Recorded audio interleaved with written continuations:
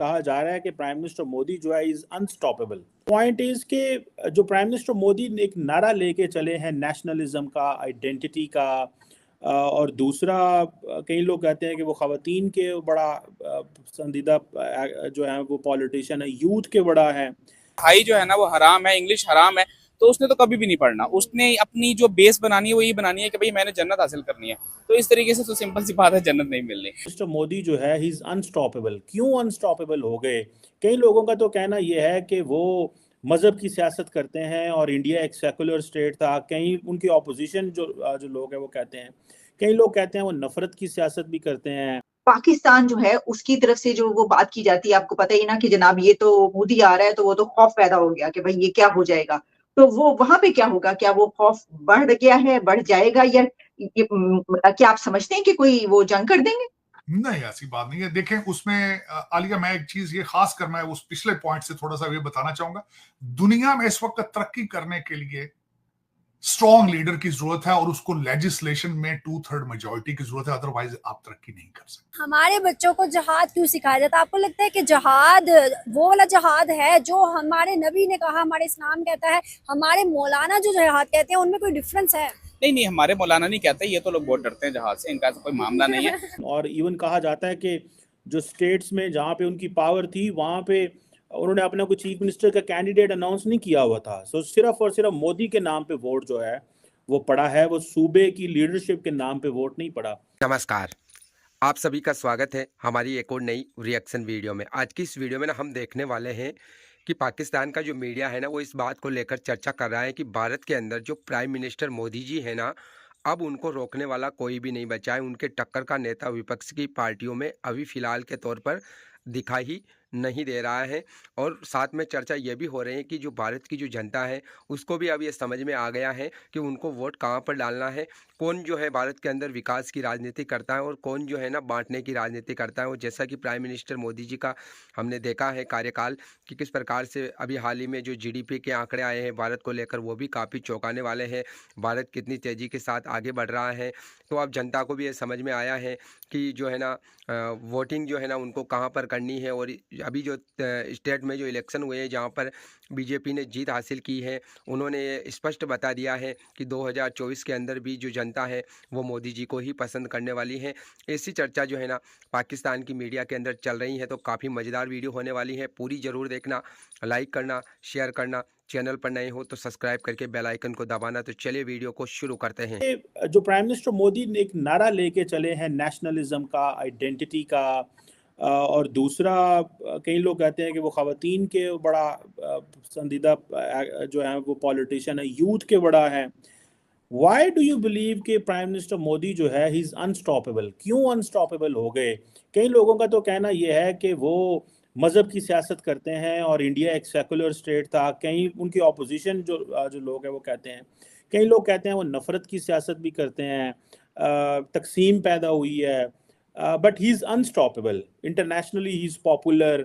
दुनिया में उन्होंने इंडिया का तशख़्ख़ुस जो है उसको हाईलाइट किया है। आपकी नज़र में क्या है ऐसा सर जिससे आप समझते हैं कि प्राइम मिनिस्टर मोदी जो है वो क्यों जो है वो सारी ऑपोजिशन इंडिया अलायंस बन गया? आपको याद है सारी सियासी जमातें इकट्ठी हो गई, बट ही वन अगेन। और इवन कहा जाता है कि जो स्टेट्स में जहाँ पे उनकी पावर थी वहाँ पे उन्होंने अपना कोई चीफ मिनिस्टर का कैंडिडेट अनाउंस नहीं किया हुआ था। सो सिर्फ और सिर्फ मोदी के नाम पे वोट जो है वो पड़ा है, वो सूबे की लीडरशिप के नाम पे वोट नहीं पड़ा। इसका क्या इम्पैक्ट हो सकता है? पहले तो सर इस पे जरा थोड़ी डिस्कशन कर लें कि व्हाई इज ही अनस्टॉपेबल। क्यों आप समझते हैं कि वो अनस्टॉपेबल है? नहीं, ये तो आप कह रहे हैं कि अनस्टॉपेबल है। या वो लोग कह रहे हैं जो इस पे तबसरे करते हैं।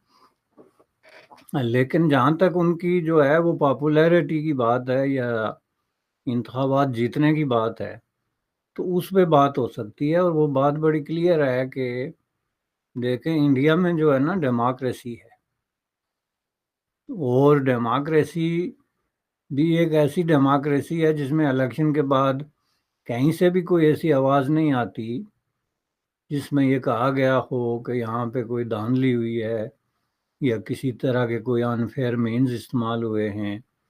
या कोई ऐसी अनडेमोक्रेटिक किस्म की कोई टैक्टिसेस हुए हैं गवर्नमेंट की तरफ से या जो मोदी साहब और उनकी पार्टी की तरफ से, तो ऐसी कोई बात है नहीं। तो जाहिर है इसको फिर ट्रांसलेट किया जा सकता है नटशल में कि एक फेयर और फ्री इलेक्शन के अंदर जो शख्सियत या पार्टी उभर के सामने आती है, वो डेमोक्रेसी का मकसद ही यही होता है कि आपको अपनी ज़ाती पसंद और नापसंद, अपने जो नज़रियाती ओरिएंटेशन है, उससे कतई नज़र उनको तस्लीम करना पड़ता है और ये मानना पड़ता है कि वो पॉपुलर है। लिहाजा मोदी साहब की जो पॉपुलैरिटी है, उस पे मेरे ख्याल में जो लोग क्वेश्चन करते हैं, वो ज़्यादातर आइडियोलॉजिकली मोटिवेटेड या रिलीजियसली मोटिवेटेड किस्म के ख्यालात की बुनियाद पे करते हैं, और वो ये बात करते वक्त भूल जाते हैं कि वो किसी निज़ाम के अंदर रहते हैं। जमहूरियत का मसला ही यही होता है कि जमहूरियत में अगर एक इंटेलेक्चुअल या एक स्कूल ऑफ थॉट या एक शख्स की पसंद और नापसंद के मुताबिक वो लोगों को जो है वो आगे लाया जाता हो या इलेक्ट किया जाता हो, तो फिर बात तो ज़ाहिर नहीं बन सकती ना। उसमें यही होता है कि अक्सरियत की क्या राय है। अब ये कोई बहुत बड़ी मिस्टीरियस बात नहीं है कि अक्सरियत क्यों मोदी साहब के पीछे है, जिसको आप अनस्टॉपेबल का लफ्ज़ आपने दिया या मीडिया ने दिया। तो इसको सादा अल्फाज में यूं पेश किया जा सकता है कि भारतीय अवाम की जो अक्सरियत है वो मोदी साहब के पीछे क्यों है। पहली बात ये है कि ये जो लोग इसकी एक्सप्लेनेशंस ढूंढते हैं ना जी, कि जी नहीं जी वो अक्सरियत नहीं है, यहाँ ये हो गया था, वहाँ वो आज़ाद हो गया था, वो इस तरह। ये मैंने पहले क्लियर कर दिया कि अगर आपने डेमोक्रेसी पे बिलीव करना है तो फिर ये सारे आर्गूमेंट आप एक तरफ रख दें, क्योंकि डेमोक्रेसी में जो लास्ट और फाइनल रिजल्ट होता है वो तय करता है बैलेट। और बैलेट में एक चीज़ तय हो गई तो फिर ये आईं बाईं शाईं और इस तरह की एक्सप्लेनेशंस कोई मकसद नहीं रखती। ये जो है ना वेस्ट ऑफ टाइम है। सर क्या वजूहात है वो आगे चला गया और हम वहीं के वहीं हैं? हमारा मौलवीज़म जी, जब हम बैठते हैं किसी मदरसे में जाके, तो वो हमें कहा जाता है कि यहाँ पर पढ़ाई जो है ना वो हराम है, इंग्लिश हराम है। तो जब आपकी बेसिक ही बच्चे को स्टार्ट ये पढ़ाया जाएगा कि बच्चा जो है ना ये हराम है, तो बस फिर वो हराम ही रहेगा हमारे लिए। हमारी समझ लें कि तकरीबन मुल्क की 70% आबादी मदरसे को लाजमी टच करती है, चाहे वो घर का मदरसा हो चाहे वो बाहर का मदरसा हो।